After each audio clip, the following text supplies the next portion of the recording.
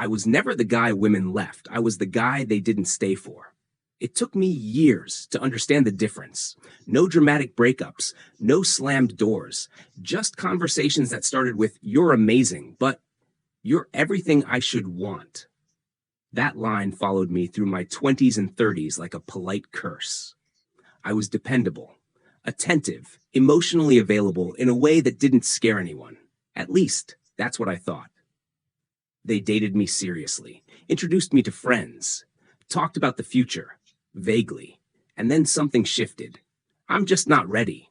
I need to figure myself out. This feels right, just not enough." I learned to nod, to smile, to say I understood, because I did. Or I told myself I did. The truth was simpler.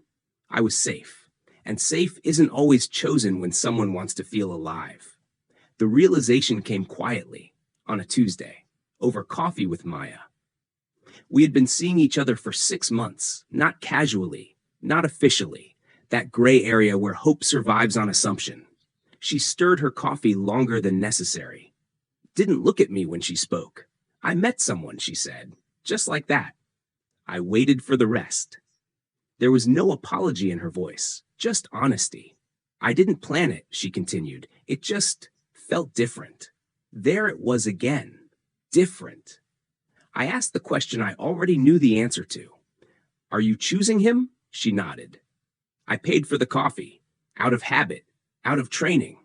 We hugged, brief, polite. The kind of hug you give someone who mattered, just not enough. That night, I sat in my car longer than usual.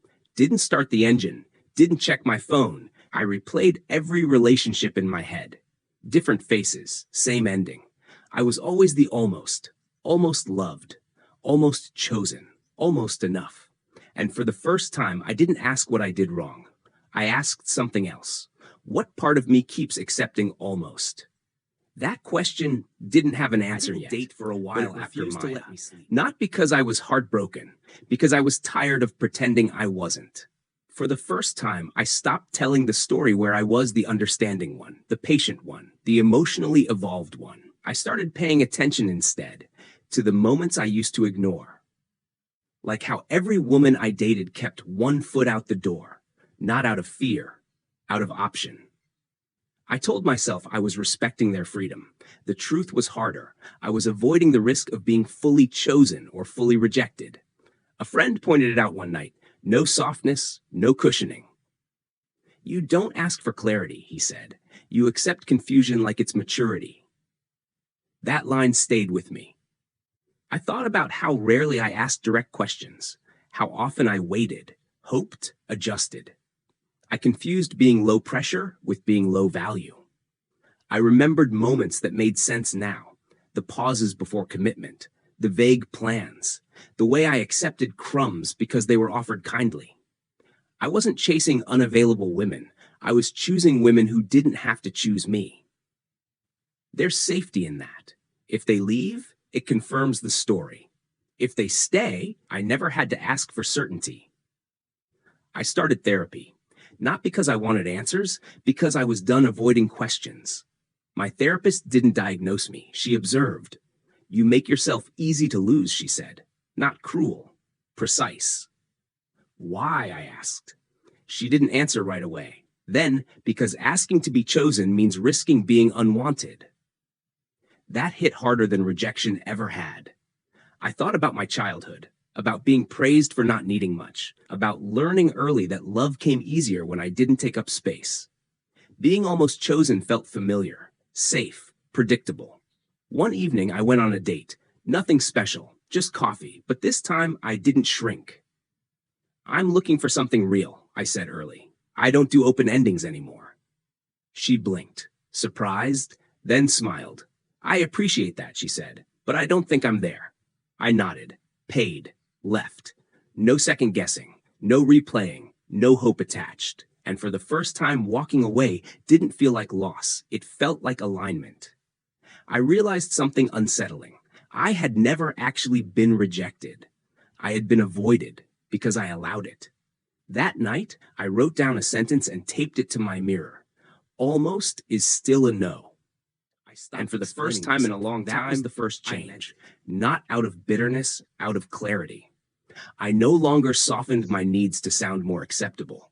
No more whenever works for you. No more we'll see. I started saying what I wanted, calmly, and letting the answer be what it was. Some women disappeared quickly. No drama, just distance. That used to scare me. Now it felt efficient. Others stayed longer, asked questions, paid attention, not because I changed who I was, because I stopped negotiating my place. I met her on a normal evening. Nothing cinematic, a mutual friend's small gathering. Low music, easy conversation. Her name was Laura.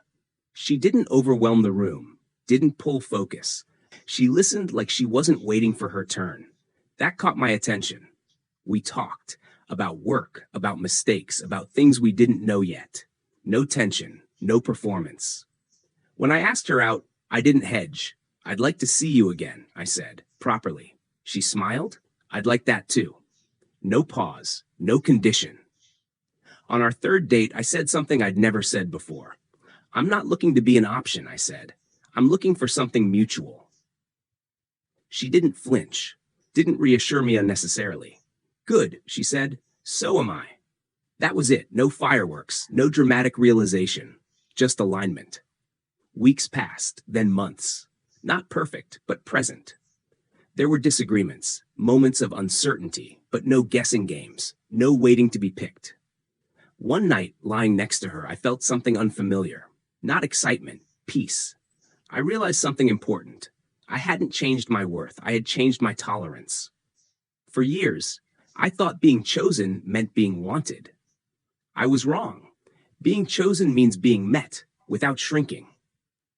I thought back to all the almosts. They weren't failures. They were lessons I refused to learn. Now I knew. If someone isn't sure about me, I won't stay long enough to convince them. I don't need to be the safe option anymore. I'd rather be the clear one. Some people will walk away from that. Others will step closer. And this time, I'm not waiting to see which one I am. I already chose.